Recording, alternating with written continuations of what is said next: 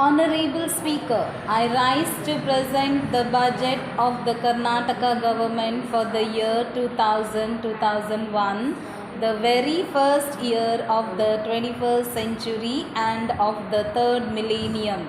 5 months ago, confounding all pollsters, the wise people of Karnataka gave an overwhelming mandate to our party. We thank the people of this great state for the confidence and trust they have placed in us. We are conscious of the awesome responsibility that has devolved upon my colleagues and myself. The hope, the aspirations, the expectations, the dreams of over 5 crore Kannadigas and other residents of this cosmopolitan state now have to be fulfilled. We strive our utmost to do so in significant measure. That is our solemn pledge. That is our firm resolve. The time for promises is over. It is now time for performance.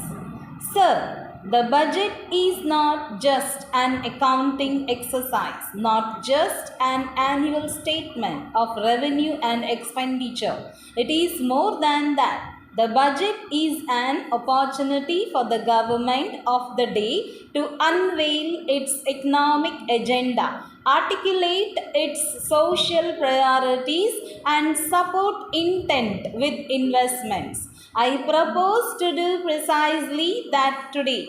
This budget stands in the future and shapes our present priorities, policies, and programs. Today is confined, but tomorrow can be defined. Hence, this budget is about defining Karnataka's tomorrow and about reaffirming our faith in Karnataka's leadership in development. Karnataka has made great progress. Its achievements are being recognized not just in India but across the world. But many challenges await us. Many unfinished tasks demand our attention. My government's topmost priority is to eradicate poverty, to empower women, and to provide food and nutritional security to the vulnerable sections of society. While the state has been implementing several poverty alleviation schemes for the last 2 decades, the challenge is now to enhance their effectiveness, make a direct attack on poverty, and improve the standard of living of the poor. While Karnataka has earned justifiable recognition for its achievements in industry and science and technology, we cannot forget that agriculture provides the foundation of our economy. Karnataka's farmers need better seeds and fertilizers. They need more credit. They need more reliable power. They need remunerative prices and insurance against natural calamities, while giving a renewed trust to a traditional agriculture. A new momentum has to be imparted to horticulture, floriculture, fisheries, and animal husbandry as well. My government is a government of the farmers, by the farmers, and for the farmers. There is no substitute for irrigation to stimulate rural prosperity. A large number of irrigation projects have been started. These have to be completed quickly. The irrigation potential that has been created should be utilized fully. We also have to make the irrigation establishment more commercially viable and involve farmers in their management in a more meaningful manner. The infrastructure of the state needs substantial expansion. This is as true to rural infrastructure as it is of urban infrastructure. Power, roads, water supply, and sanitation are four specific areas that are crying out for new investments and for better management. New investments are undoubtedly required, but equally important is to improve the productivity and efficiency of investments already made and to ensure infrastructure projects yield adequate returns, which can then be plowed back for further expansion. Innovative organizational mechanisms which accelerate infrastructure projects must be in place. We need a determined assault on social backwardness. There are still large parts of the state where female literacy is unacceptably low. In recent years, health facilities have expanded, but here again, access to primary health care for the weaker section and the poorer regions of the state has to be increased in substantial measure. We have to expand productivity, employment opportunities for the youth of the state, particularly for those who have acquired some degree of educational skills.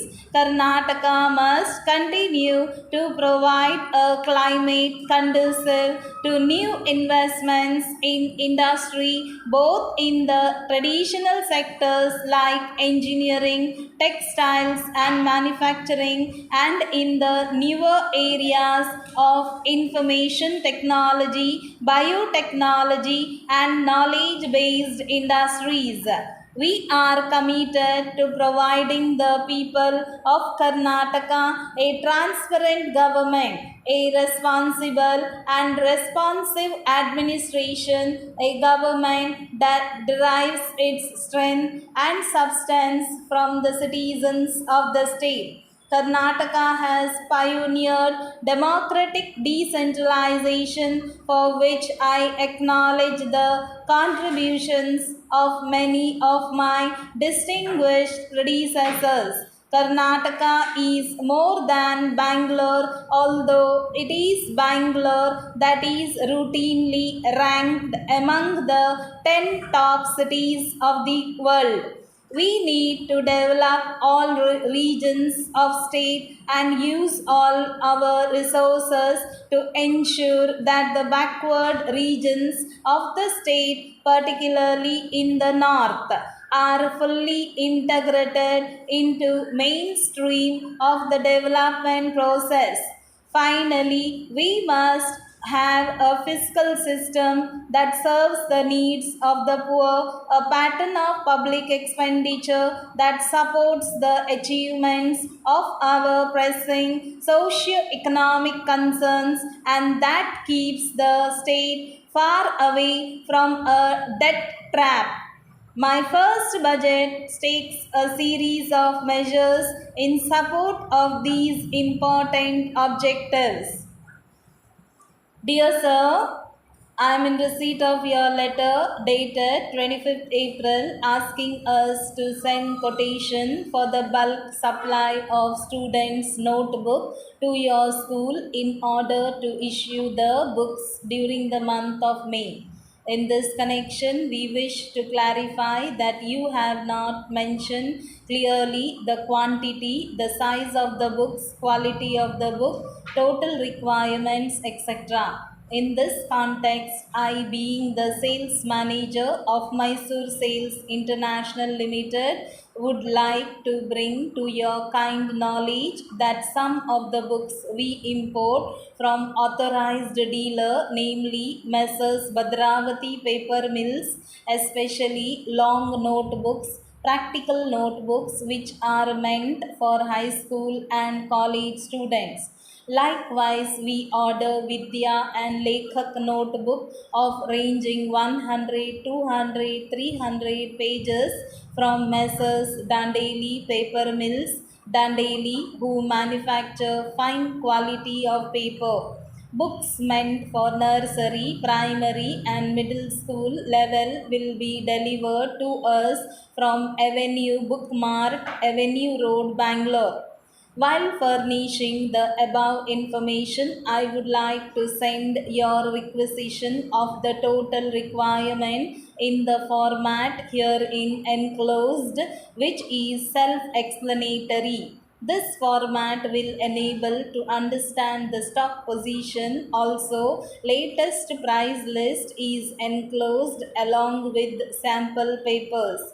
In the meanwhile, I am happy to bring to your kind notice that we also supply the stationery items like Camlin ink, erasers, ball and ink pens, Natraj pencils, sketch pens in bulk quantity. If you prefer purchasing these materials from us and supplying the same to your students through school, you will be financially more benefited, and even the students will be getting good material at average cost. We are happy to admit that we supply book wrappers and labels free of cost along with books. As far as the transportation is concerned, we will deliver the goods through Messrs. Prakash Road Lines, who are our permanent transporters.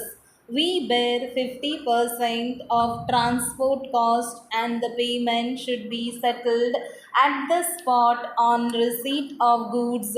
We also allow 20% discount on bulk purchase, assuring of our best and continued services.